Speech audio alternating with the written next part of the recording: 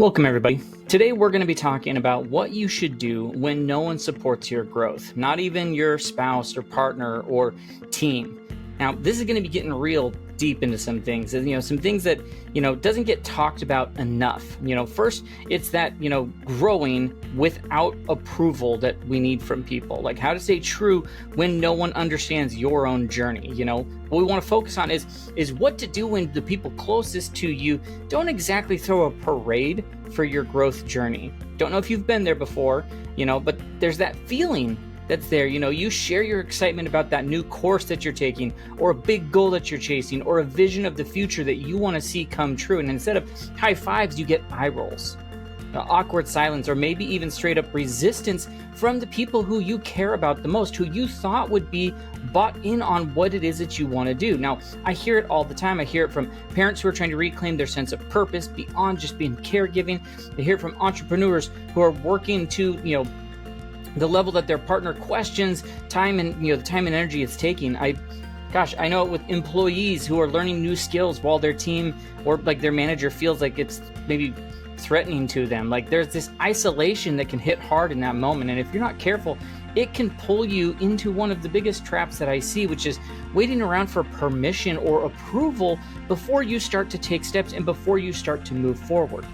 Now, my name is Jake Talbert. I'm the founder and author of this book called The GIVER Method. It is an Amazon bestseller, tons of 5-star reviews. It's making tons of impact in people's lives. I highly recommend you go get it. It's the best $10 you can invest in yourself. It's on Amazon. I'll put a link in the description to where you can go get it. That's The GIVER Method on Amazon. At the same time, if you're not ready to invest that $10 in yourself, that's perfectly fine. I'll put a free resource down there as well. It's called The Giver's Roadmap. I recommend you get one of the two. I get no benefit from either one other than knowing that you specifically are starting on this journey and this path forward. And that's the thing that's the most important to me about it. Now, what I've learned from, myself, my own growth path that I've been on, and also walking alongside others, from so many different backgrounds, is that your growth doesn't need any sort of standing ovation to be real. And that inner confidence that you're looking for, it's not going to magically show up while you're in this waiting phase. It builds as you take action when, even the support isn't there for you yet.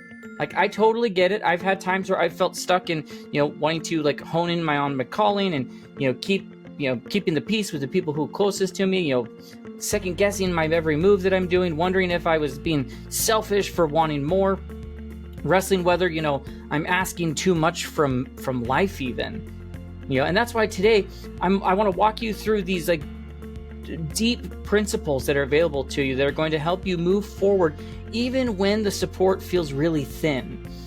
These aren't just big ideas. They're actually real world, boots on the ground strategies that you can go and implement. They're going to help you to stay true to your growth without, blowing up some of your most important relationships. And hopefully by the end of this video, you're going to know how to build more real momentum even when you feel like you're running solo.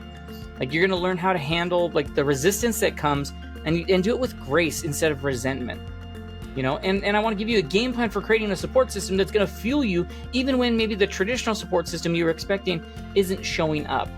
Is that cool with you? Now, of course, before we dive in, if you are new here, if you find this valuable, please hit subscribe, ring the bell for notifications, like the video right now because, it's we're going to be covering some cool topics, and share it with someone who may need it. Comment along the way, things like that. There's all sorts of things we can do. I don't want you or anyone else to miss out on future videos about unlocking potential or creating real impact and living the life you want to live.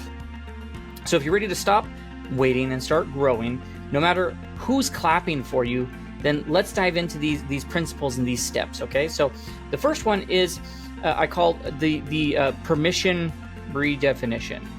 I want to kick it off with something that just changes everything, where real permission for your growth actually comes from. All right, I want you to think about that. Permission for your growth. Where does that come from? And guess what? Spoiler alert. It's not from your spouse. It's not from your boss. It's not from your team or your friends. It comes from you. You write your own permission slip. And when you care about the people around you, it's natural to want their support. We're wired for that connection, right? But sometimes, even without realizing it, we hand over the keys to our own growth and our own journey to people who might not fully get it. And that's how a lot of good people stay stuck waiting for a green light that's never going to come to them.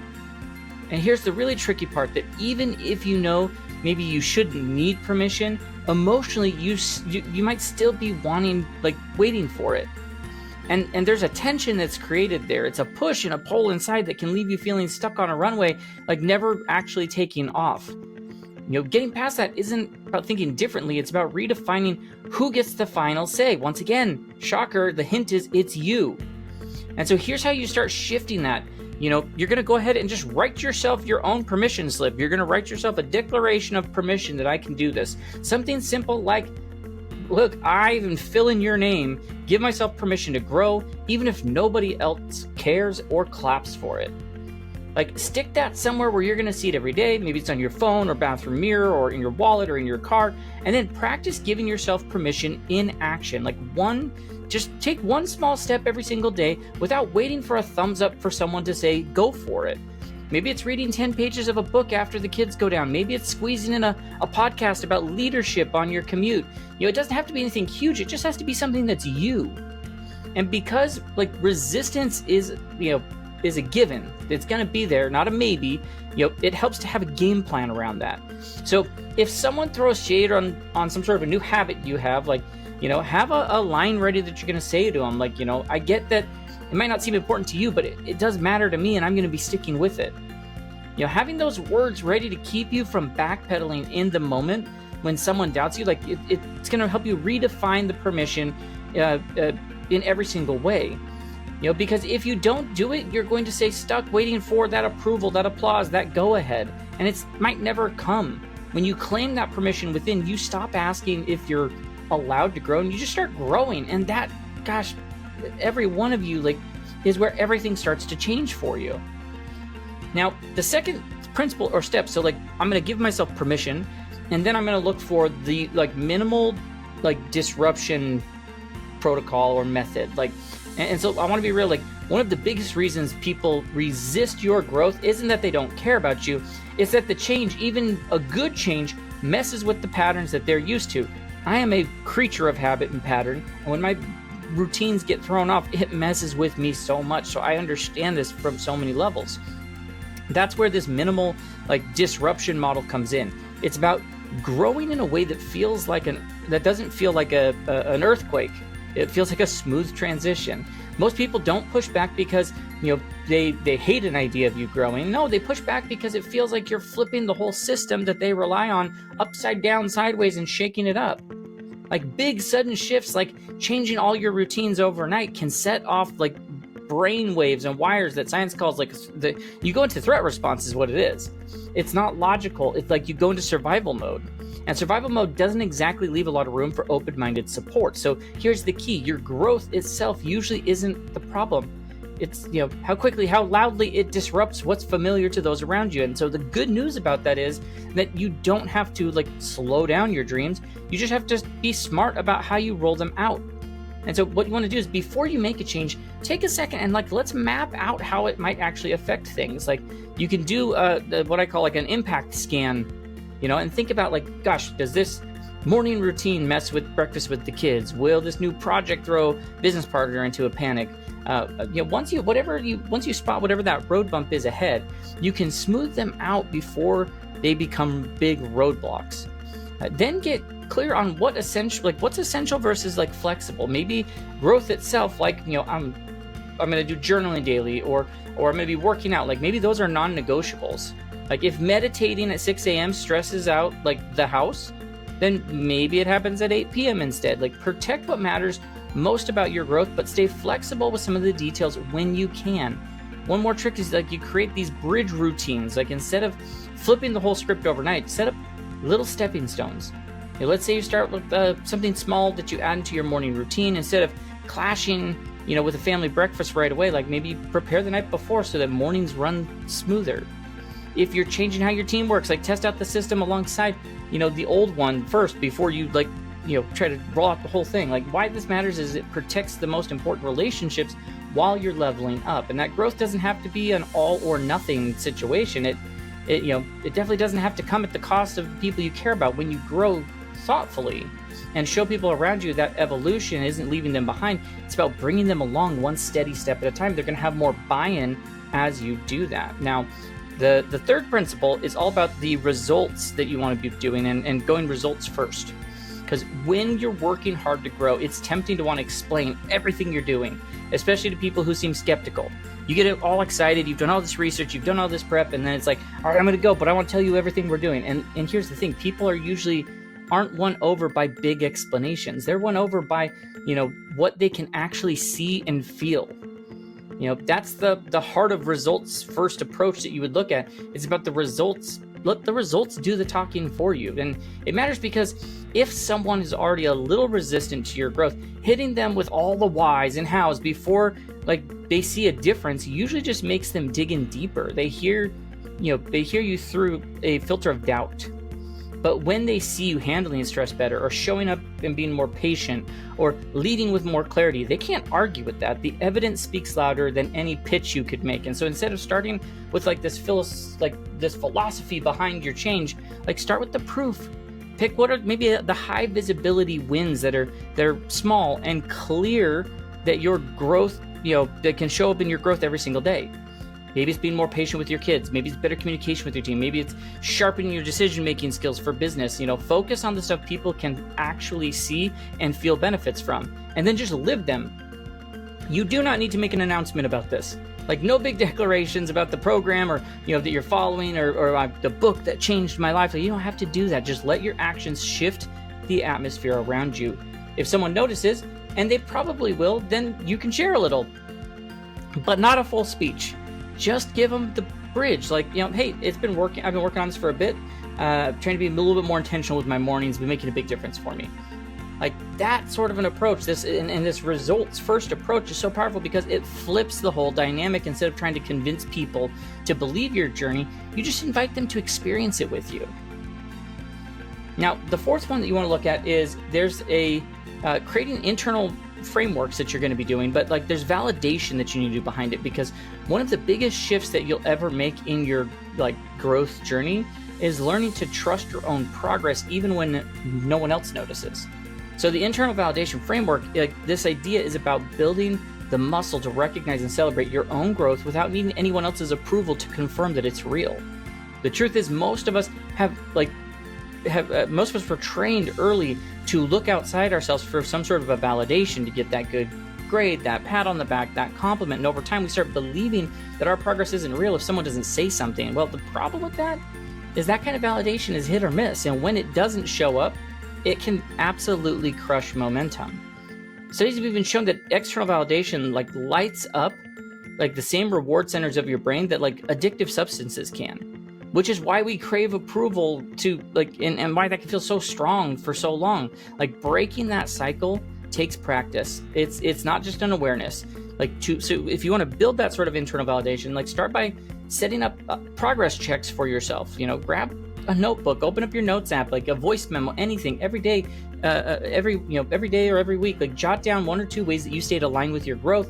Maybe a tough conversation you handled, a new habit that stuck, the time you showed up more like the person that you're wanting to become. These private wins, especially on days where it feels like no one's paying attention, those are going to matter so much. And then, of course, the next thing you do is set up what I call these validation anchors. Questions you can check in regularly to measure your own growth. Things like, well, am I showing up more real today than I did a month ago? Am I making choices that match who I want to be?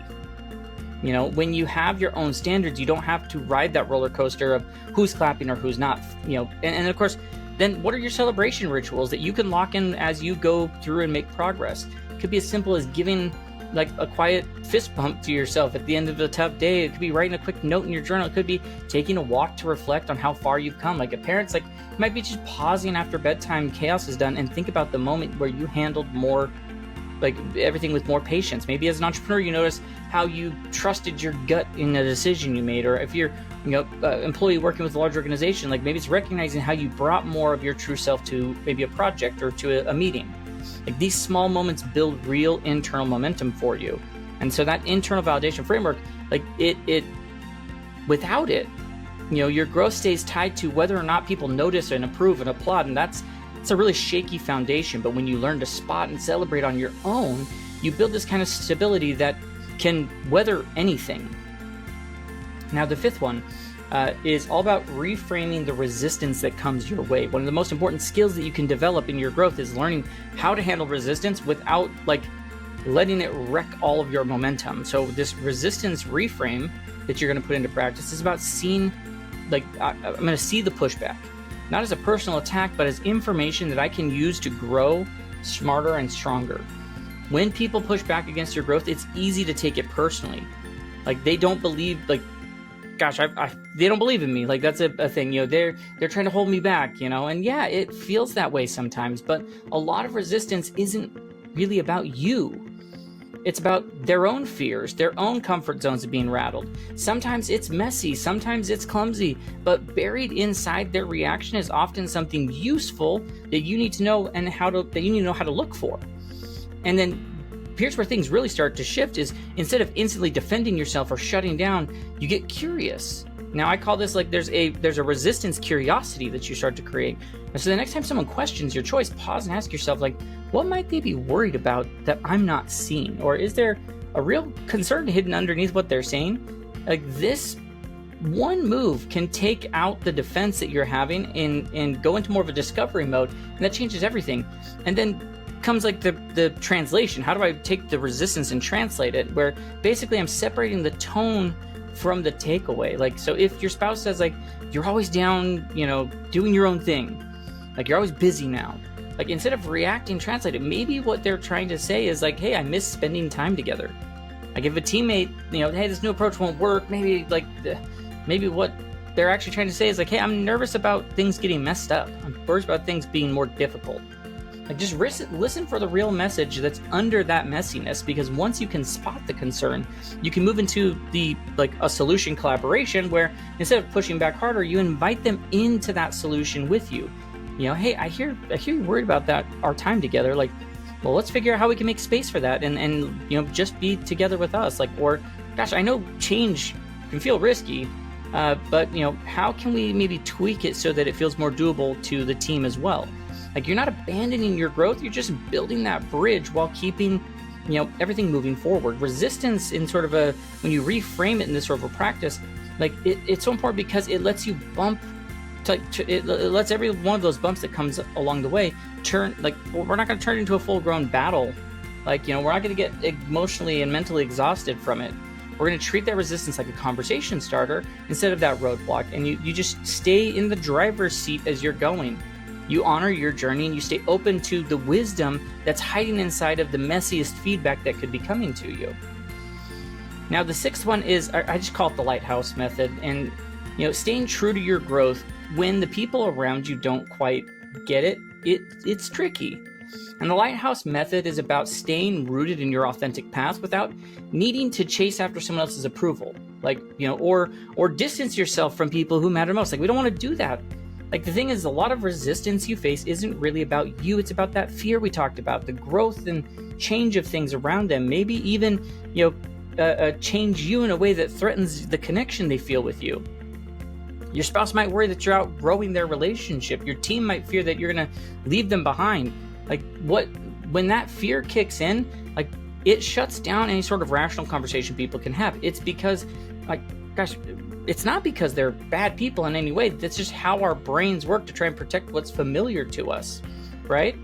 And so that's where this lighthouse idea comes in. The lighthouse doesn't, you know, run after the ships begging them to notice. It stands firm. It shines steady. It lets them, like, it lets the right ones find the way that they need. And the same is with you. You don't have to defend everything new that you're doing. You don't have to downplay your growth to make others feel comfortable. You just keep showing up as your most real self as you can and your evolving self that you're becoming. And so this lighthouse method, build what are my continuity narratives that I'm going to have, where I've got ways to connect my growth to who it is like I've always been. Like, if I'm a parent, it's not about becoming a whole new person. It's about growing into the parent that I've always wanted to be. As a business owner, it's not about, it's about realigning your vision with what first lit you up, not just throwing everything out and starting from scratch. And then get clear, like, what's the non-negotiable growth commitments you're going to have? Now, these are the practices and priorities that you're going to protect, even if no one else understands them the same way you do. So it might be your morning routine that centers around, getting things done before the chaos of the day. Maybe it's speaking up at work when something doesn't feel aligned. Identify what matters most and then stick with that with as much confidence as you can. Another key is you practice these pressure-free embodiments, where you just live your growth. No lectures, no over-explaining, no chasing people down to make them understand. When someone raises an eyebrow about a new habit you have, you don't need to defend them. Just keep showing up steady and consistent. When fear bubbles up, because they probably will, offer some identity security assurance to them. Let people who are close to you know that your growth isn't about moving away from them. It's about becoming someone who can, love and lead and live even better alongside them. And finally, stay open to conversations without expecting immediate buy-in. Because if someone's curious, share. If not, just keep spinning away, keep going. Your growth doesn't need to be shouted out to everybody. It just needs to be lived. And the lighthouse method, it is really important because it keeps you grounded with your journey while living, while being able to live and give to others at the same time. You give them the space that they need to catch up at their own pace with you. It reminds you that the relationships worth keeping will recognize your light, not because you force them to do it, but because you stay true to who it is that you're becoming and who you are today. Now, I've covered a lot of different things today, from reclaiming that permission to, standing steady like that shining lighthouse. But honestly, what matters most isn't what you just learned. It's about what you decide to start doing today and what you start doing tomorrow. Growing isn't about having a cheering section. Doing that without a cheering section, it's not easy. So I'm not going to sugarcoat that for you in any way, but it is absolutely possible. The principles we walk through give you that roadmap to keep moving forward without wrecking your important relationships or trying your growth to be, tying your growth to someone else's approval in any way. So here's my encouragement. Just start small.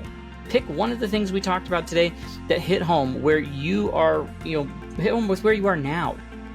And then maybe it's that permission thing without waiting for someone else. Maybe it's building that validation system that you're going to do, or maybe it's learning to see the resistance from others as those cues to something that's not a stop sign, but it's something that you just need to talk through with them. Whatever you choose, just know this: authentic growth doesn't start when everybody else is finally on board. It starts when you decide it's time. You don't need a green light from everybody to do that. You already have everything you need. You just have to start taking the first step. And hey, that first step is not that far out. You could start making amazing changes right away. So if this video resonated with you, if you're like, gosh, man, I got something from this, then that's the type of stuff. Those are the principles, the type of things that we're going to be covering in the GIVER Method book that you can get on Amazon down in the description right now. Same thing, we can get you started on the path with the GIVER Roadmap. It's a free resource you can get access to as well. Both are linked in the description. I'll also include access to all of our places you can find us on social: TikTok, Instagram, Facebook, LinkedIn, or at thegivermethod.com. All of the resources, all the things we have, they're going to be packed with all sorts of real life practices for parents, entrepreneurs, employees who are trying to grow without losing themselves or their sanity along the way. So with that, I would love to hear from you. Drop a comment, let me know which principle spoke out to you today, or what's a small move that you're ready to start making this week, even if nobody else gets it yet. Thank you so much for hanging out with me today. Remember that your growth doesn't need to be have a standing ovation in any way to be real. It just needs a beginning, and that beginning doesn't happen someday when everyone's ready to cheer you on. It happens the moment where you decide your own path is worth walking, even if you are only lacing up your shoes for the first time. So until next time, keep growing, keep giving, keep showing up, and shine your light, because you will bring people along with you. I promise you that. When you develop yourself, your gifts, your superpowers, and you start creating value for those around you, the universe will have a way of paying you back. It always does. So start taking those steps today. We will catch you in our next video. Have a great rest of your day.